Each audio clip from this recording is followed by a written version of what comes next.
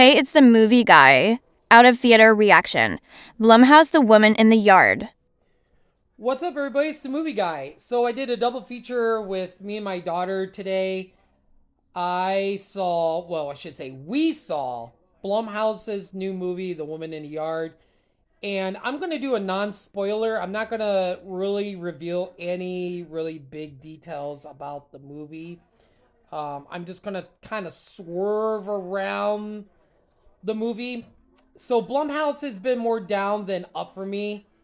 And I think Blumhouse's last hit for me that I came out of the movie and was like, wow, that was fantastic, was probably Five Nights at Freddy's. And I never really played that game. I watched my daughter play the game, and she's a big fan of the game. So I think that was their last big hit. But anyway, so this wife and husband and their two kids bought a house out in the country, kind of like a fixer upper. And the mom is trying to heal from, I think, major leg surgery. She injured her leg pretty bad. So, and I don't think, from what I can tell, without spoiling too much, I don't think she gets around the house too much with her bad leg, and she's going through something that's really kind of, she's not been herself. So she makes herself way downstairs while her son is cooking scrambled eggs with Doritos. And then there's a woman in the yard just sitting on the bench. So she goes out to confronts the woman, and they have a conversation, and she just thinks nothing of it. Like, it's one of the mental patients that is that escaped from the mental hospital or the retirement home. I can't remember if she said retirement home or mental hospital. I'm pretty sure she said mental hospital. So at some point, they're locked in a house. Oh, the power is out for some reason. No reason why the power is out. It's a beautiful day. Like, when she goes and confronts the woman, they never explain that in the movie, why the power is out. I'm just like, did they leave this detail out? I don't know. For some reason, the house has no power. So,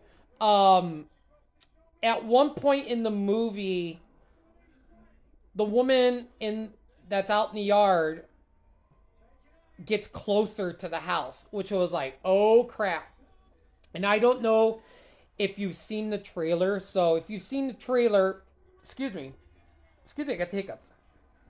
If you've seen the trailer, oh my gosh, I just had supper, so I think I ate too fast. So if you've seen the trailer, she like she makes her way into the house, and like the shadow thing that she does is pretty cool. I gotta admit, that was actually kind of cool. There was a couple good jump scares, and my friend that saw it, that I work with, when he saw it on Thursday morning, he's like, it's kind of got an interstellar vibe to it, and I know what he was talking about, and I don't want to say, because that's kind of a spoiler, but I can see why he made that assumption about the woman in the yard. So, but yeah, it gets creepy once the woman in the yard makes her way into the house and everything. And I will say that when you find out, like, what the woman in the yard is, I was just like, oh, I did not like that. I thought that was kind of dumb. I just didn't really like that twist at all. I just felt kind of like,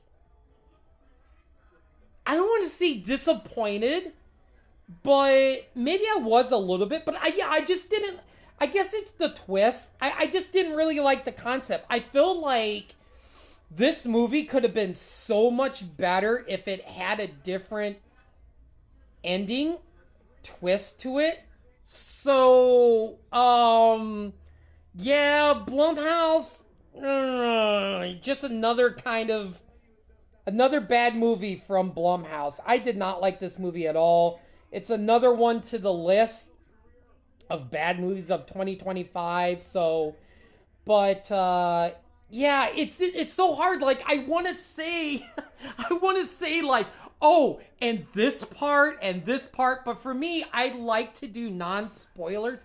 Once in a while, I'll do spoilers on certain movies. I'll do a non spoiler and I'll do a spoiler. Like more than likely, I'll probably end up doing a spoiler and a non spoiler for Thunderbolts. But I will say it was. I was trying to think if I liked it better than Night Swim because that was another Blumhouse movie. Was it Imaginary Blumhouse? I can't remember. I think that was if that was Blumhouse too. I will say that I liked it better than Imaginary, but I think it's on par with Night Swim. But I thought Night Swim's twist was a little bit better than this. But overall, it's just good for one time. Unfortunately, I'm gonna go see this again because my friend Alicia and her boyfriend wants to go. So I'm going to just tough it up and I don't know. Maybe a second time, maybe I'll actually like it a second time. Maybe if I watch it a second time, maybe like, okay, now that I know the concept, maybe I'm like, okay, it's a little bit better, but I don't know. As far as right now, the woman in the yard, yeah, she should have stayed in the yard. Couple little like, um, funny little reviews on Letterbox I wanted to share real quick. Sorry, I didn't mean to make this a long review. But some review of the movie was like, if the woman is going to sit in the yard, at least she can cut my grass for me. And another one was like, um, if the woman's going to just sit and just stare at my house, I feel like she owes me some rent. That was their review of the movie. I had to chuckle at those two reviews. But yeah, Blumhouse, I'm hoping your next movie will be better and I can come out and give a better review. But anyway, that's my quick thoughts on The Woman in the Yard. It's playing in theaters right now. Check it out. I would love to hear your thoughts on The Woman in the Yard.